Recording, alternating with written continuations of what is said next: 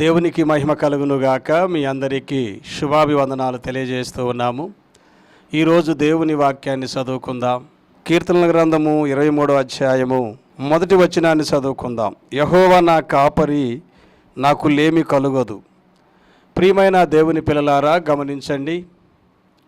ఈ రోజున చదవబడినటువంటి లేఖన భాగాన్ని మనం బాగా ఆలోచిస్తే, దేవుడు ఏ వ్యక్తికైతే కాపరిగా ఉంటాడో ఆ వ్యక్తి జీవితంలో ఏ కొరత ఉండదని, సమృద్ధితో ఉంటారని ఈ వచనం ద్వారా మనం తెలుసుకొని ఉన్నాము.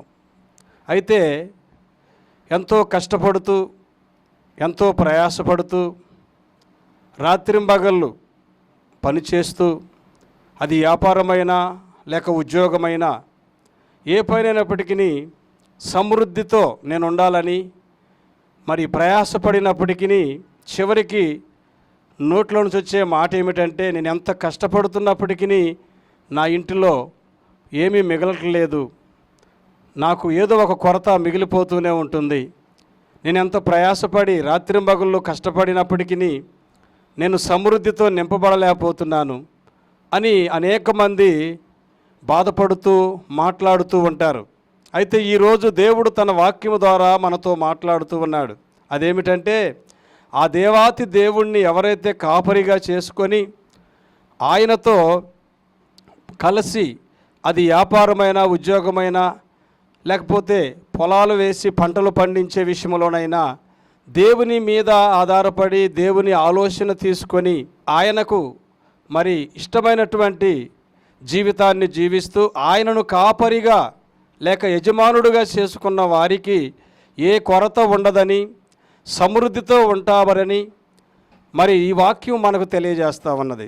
కాబట్టి ఈ రోజున నీవు ఆలోచించవలసిన విషయం ఏమిటంటే, దేవుని కాపుదల లేకుండా, దేవుని ఆశీర్వాదము లేకుండా, దేవుని యొక్క హస్తము నీకు తోడుగా లేకుండా నువ్వెంత కష్టపడి ప్రయాసపడి సంపాదించినప్పటికీ నీ ఇంటిలో సమృద్ధి ఉండదని ఈ వచనం మనకు తెలియజేస్తూ ఉన్నది. ఇంకొక విషయం చెప్పమంటారా? కాపరి ఉన్న గొర్రెకు మరి ఏ దిగులు ఉండదండి. ఆ కాపరి అన్నీ చూసుకుంటాడు.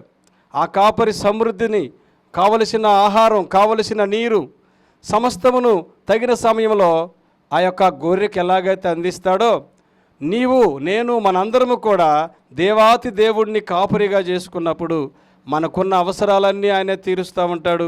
మనం చేస్తున్న ప్రతి పనిని ఆయన ఆశీర్వదిస్తాడు. చివరిగా ఈ వచనంలో మనం తెలుసుకున్న విషయాన్ని బట్టి సమృద్ధితో నిన్ను నింపుతాడని ఈరోజు దేవుని సేవకునిగా నేను తెలియజేస్తూ ఉన్నాను. కాబట్టి నీవు దేవునిని కాపరిగా చేసుకొని దేవుని అడుగుజాడల్లో నీవు నడిచినప్పుడు ఏ కొరత నీకు ఉండదని, సమస్తమును ఆయన సమకూర్చి సమృద్ధితో నింపుతాడని ప్రేమతో తెలియజేస్తూ ఉన్నాను. ప్రార్థన చేసుకుందాం. తండ్రి, నీకు వందనాలు. ఈ రోజున మాకిచ్చిన ఈ సందేశాన్ని బట్టి వందనాలు. ఎంతోమంది ప్రయాసపడుతున్నారు, కష్టపడుతున్నారు, కానీ మరలా ఒట్టి చేతులే మిగిలిపోతూ ఉన్నాయి. ఇంటిలో ఎన్నో కొరతలు, ఎన్నో అవసరాలు వారి ఎదుట ఉన్నాయి. అయితే ఈరోజు నీ వాక్యం ద్వారా మాతో మాట్లాడారు. మీరు మాకు కాపరిగా ఉంటే మీరు ఏ కొరత లేకుండా సమృద్ధితో నింపుతారని, ఏ కొదువ ఉండదని మీరు తెలియజేసిన సత్యాన్ని బట్టి స్తుతులు చెల్లిస్తూ మేమందరము కూడా నీకు లోబడుతూ మాకు మంచి కాపరిగా ఉండి మమ్మల్ని నడిపించమని యేసు నామములో అడుగుచున్నాము తండ్రి. ఆమేన్.